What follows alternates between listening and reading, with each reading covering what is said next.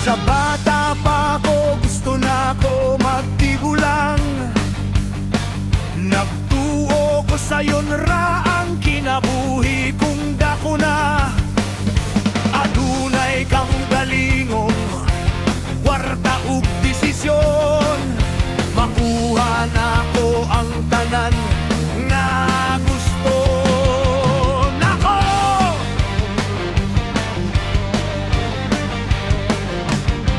Apan samtang magtigulang dito ko nakasabot. Dili di ay sayon ang pagpatunog katungdanan. Kapoy ug mga problema adlaw-adlaw at